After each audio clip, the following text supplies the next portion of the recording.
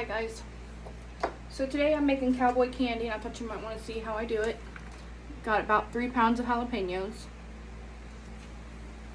And I'm going to start with dicing them up because I like mine diced up. And if you don't know what cowboy candy is, it's just candied jalapenos. So they're sweet.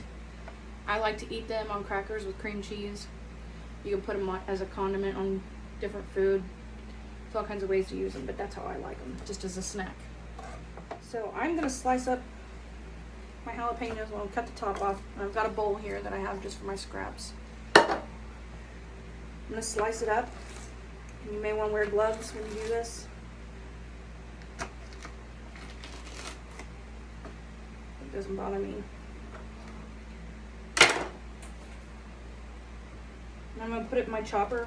Well, I have a fine dice on here. I'm going to chop it up with the seeds and everything. If you don't like it so spicy, you can take the seeds out. The seeds are definitely going to make it hotter, but I like them in there.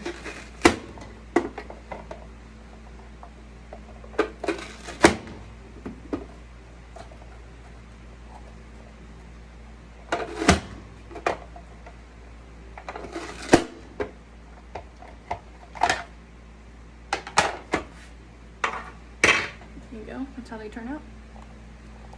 And then I just throw them in my bowl. I'm going to do about half of these peppers in diced and half of them in thin slices. I diced the first half of the peppers and now I'm going to slice the other half. I'm going to thin slice them. And I meant to tell you that if you wanted it spicier, you could add serrano or whatever other hot pepper you like, cayennes. You can use any kind of pepper you want. Okay, I've got my jalapenos all sliced up and diced up. Now we gotta make the syrup that we're gonna cook them in. So I have 3 cups of sugar in here. And I'm gonna add 1 cup of apple cider vinegar.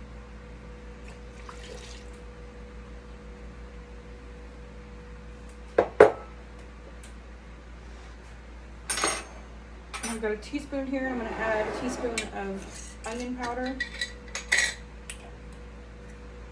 Doesn't have to be perfect.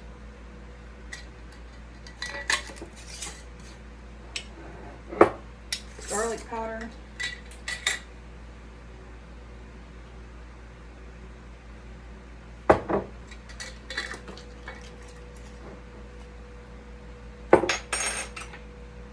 Using a half teaspoon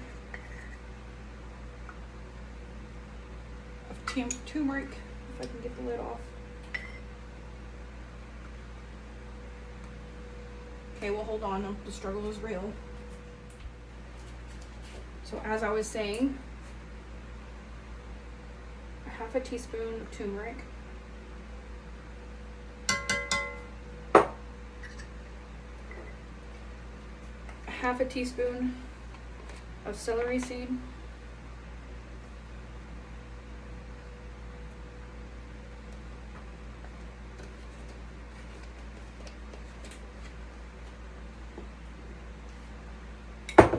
I'm going to use a 1/4 teaspoon of Korean red pepper flakes. Okay,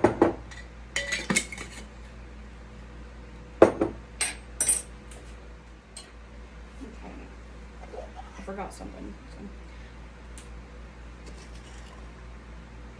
I'm going to add probably a teaspoon of salt and probably a little less.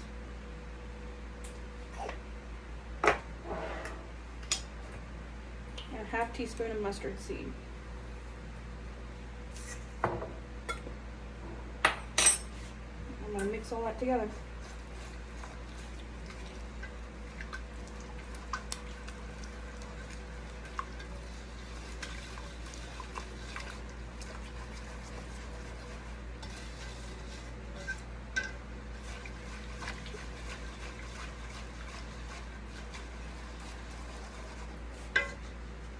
See that?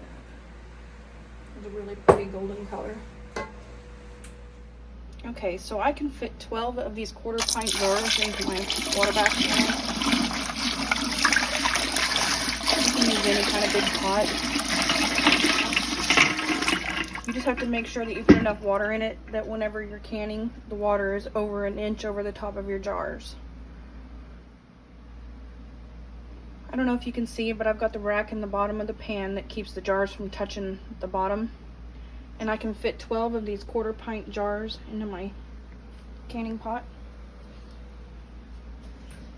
And I'm putting water in here, and you want to make sure that whenever these jars are filled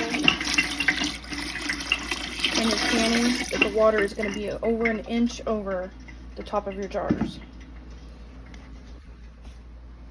Also, when I'm preparing my jars, I just throw the lids and the bands in there too to warm up. And I just pull them out as I need them.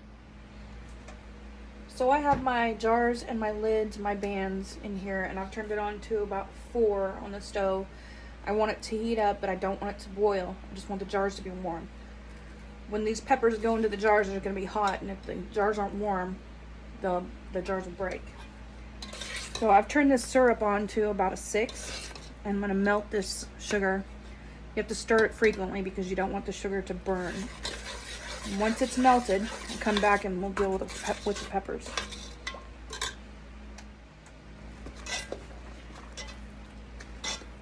Okay, the marinade is boiling. The sugar is all dissolved. So I'm going to start with the diced jalapenos. I'm going to scoop them in there.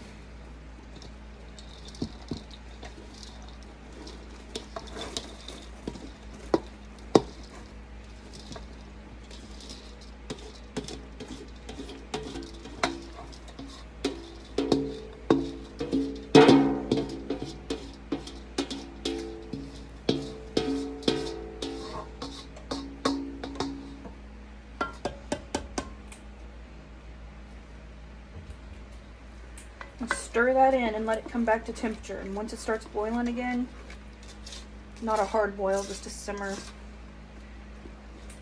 And simmer it for 10 minutes.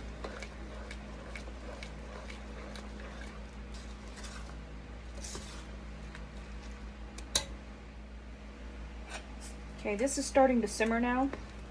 It smells really good. So I'm going to set a timer for 10 minutes. We're going to let it simmer for 10 minutes and then we'll start jarring it up.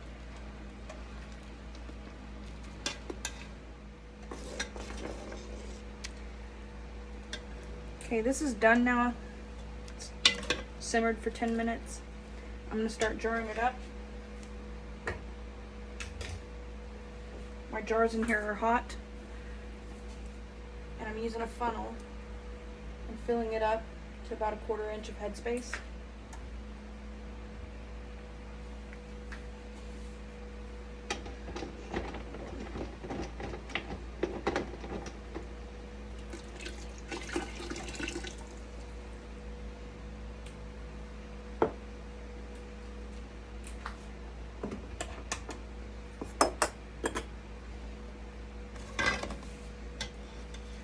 I'm draining some of the liquid out of this, but not all of it. I do want some liquid in there.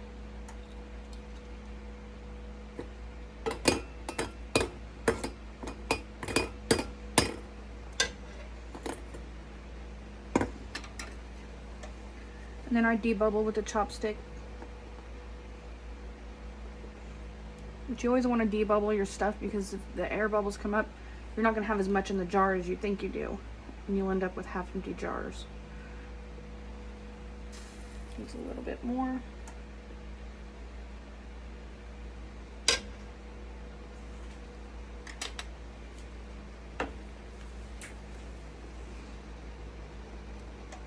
And I'm just setting these over to a table I have on the side until I get them all filled. Okay, I have the peppers jarred up and all that's left is this syrup. It still has a little bit of pepper in it, but that's not going to hurt anything. I still jar up the syrup. It's got a lot of good uses. I like to add it to my cornbread mix whenever I'm making it. You can glaze a ham with it. You could glaze salmon when you're smoking it. You can add it to your homemade barbecue sauce when you're making it. It's good for all kinds of things. Really good flavor. So again, just a 1/4 inch headspace. I'm gonna finish jarring this up. I'll just show you what it looks like. I've got all my jars done. I'm taking some vinegar on a paper towel and I just wipe the rims to get off any sugar or anything. That vinegar will clean it right off. Set your lid on, put your ring on. And you aren't trying to tighten this at all hard. You just, as far as it'll go with your fingertips. That's what they call fingertip tight. If you tighten it too much, your lids are gonna buckle. It's not gonna be good. So just fingertip tight, and after they're all done, we'll put them in the canner. Okay, so we ended up with 6 jars of the cowboy candy and 4 jars of marinade. So we're gonna put them in our canner. The jars are still hot. And I was gonna tell you that if you don't like jalapenos or anything hot, you could totally do this with sweet peppers. It'd work just as well.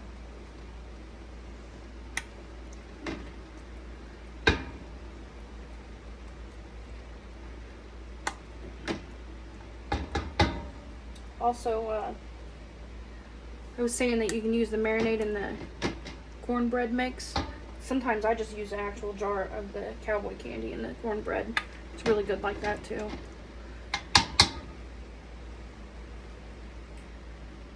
Turns out so pretty. So that's what it looks like in there. The water is over an inch. Doesn't really look like it in the picture, but it's over an inch over the top of the jars. One more thing. When you're doing this, it makes a very sugary, sticky mess. And so if you don't want that to be a really bad pain later, you might want to just come right behind yourself and clean this up with a wet rag before it dries up. It's at a full rolling boil now, so we're going to start the timer for 15 minutes. Okay, these have been processed for 10 minutes. I took the lid off, let it cool down a bit. It's not boiling anymore, so we're just going to take these out to see what they look like. It's the cowboy candy. Oop, pinged already. And this is the marinade. Turns out beautiful.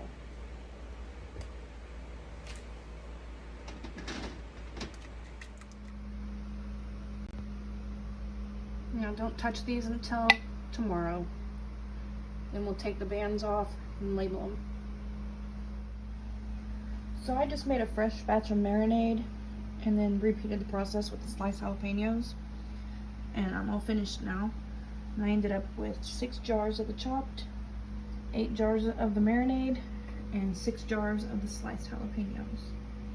And I'm not going to touch them until tomorrow morning. And I'll take the rings off and label them. It's the next morning. I was going to show you that I just take all the rings off of these. And then I take a soapy rag and I just wash them off. Get all the sticky stuff off of everything.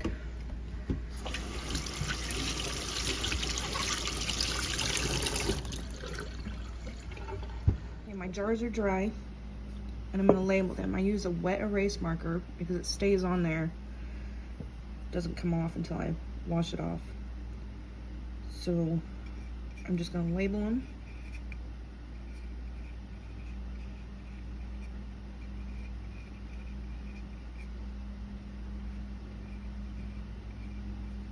And I put the date on that I made it. It's ready to go on the shelf. Don't mind my dirty garden fingers. Okay, so when I put these on the shelves, I store them without the rings because when you have the rings on there, gunk can get underneath it whenever it's being canned and it can just get gross, it can rust. So I take them off and I store all my things with no rings. That's it.